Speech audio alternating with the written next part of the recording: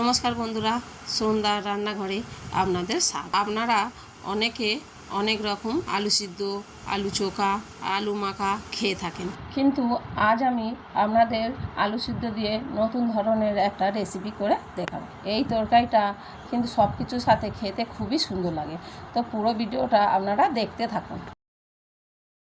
এখানে আমি 6টা আলু খোসা ছাড়িয়ে কেটে ধুয়ে নিয়েছি।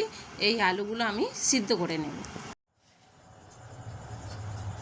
এখানে নিয়েছি 4টে পেঁয়াজ ছাড়িয়ে কুচি কুচি করে কেটে নিয়েছি, 4টে টমেটো কেটে নিয়েছি, কিছুটা কারি পাতা নিয়েছি, কিছুটা ধনে পাতা নিয়েছি, 2 চামচ আদা রসুন বাটা নিয়েছি, 4টে কাঁচা লঙ্কা নিয়েছি, আর নিয়েছি একটা তেজপাতা, 2টো শুকনো লঙ্কা, একটু বিউলির ডাল নিয়েছি, আর কালো সর্ষে নিয়েছি।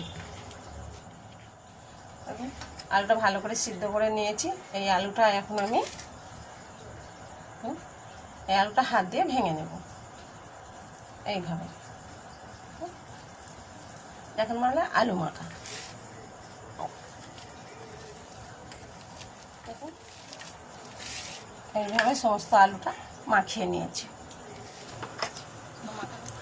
দেখুন এখানে একটা কড়া বসিয়েছি, কড়া গরম হয়ে গেছে, কড়ার মধ্যে কিছুটা তেল দিয়ে দিচ্ছি। তেলটা গরম হয়ে গেছে, ওর মধ্যে দিয়ে দিচ্ছি ফোড়নগুলো। ফোড়নটা নাড়াচাড়া করে একটু ভেজে নিচ্ছি। ফোড়নটা ভাজা হয়ে গেছে, যে পেঁয়াজটা রেখেছিলাম ওই পেঁয়াজটা তেলের মধ্যে দিয়ে দিচ্ছি।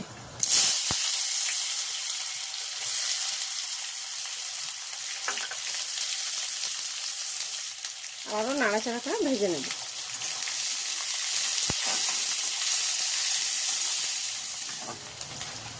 পেঁয়াজটা ভাজা হয়ে গেছে, এবার দিয়ে দিচ্ছি যে কারি পাতাটা রেখেছিলাম ওই কারি পাতাটা দিয়ে দিচ্ছি। আবারও একবার নাড়াচাড়া করে ভেজে নিচ্ছি। ভাজা হয়ে গেছে, যে আদা রসুনটা রেখেছিলাম আদা রসুনটা তেলের মধ্যে দিয়ে দিচ্ছি, দিয়ে আবারও নাড়াচাড়া করে ভেজে নিচ্ছি যাতে আদা রসুনের গন্ধ না থাকে।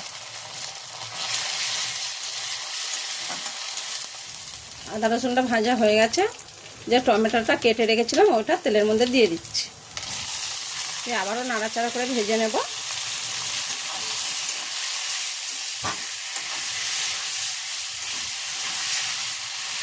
নাড়াচাড়া করে ভেজে নেব যতক্ষণ না টমেটো গলে যায়।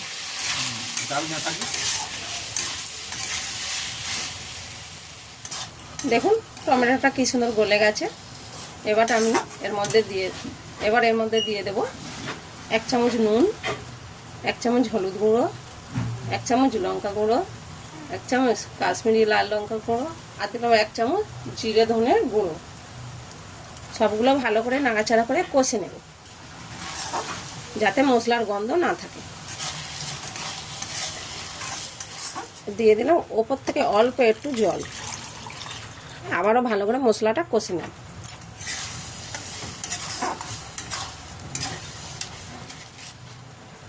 আর দিয়ে দিলাম স্বাদ মতন চিনি, যে 4টে কাঁচা লঙ্কা রেখেছিলাম ওই 4টে দিয়ে দিচ্ছি।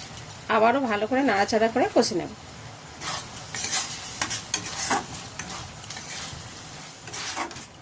দেখুন খুব সুন্দরভাবে কষা হয়ে গেছে। যেই আলুটা সিদ্ধ করে রেখেছিলাম ওই আলুটা দিয়ে দিচ্ছি।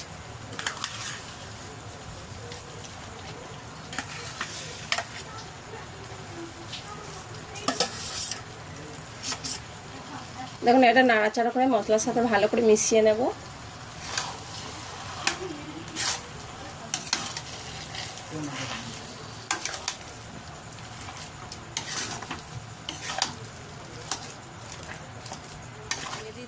আর দিয়ে দিচ্ছি কেটে রাখা ধনে পাতাটা ওপর থেকে ছড়িয়ে দিচ্ছি।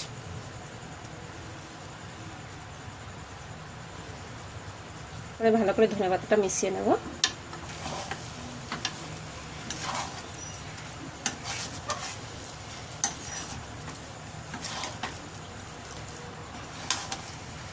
এই তরকারিটা করতে গেলে পেঁয়াজ আর টমেটোটা বেশি করে দিতে হবে, তাহলে খেতে খুব সুন্দর লাগে।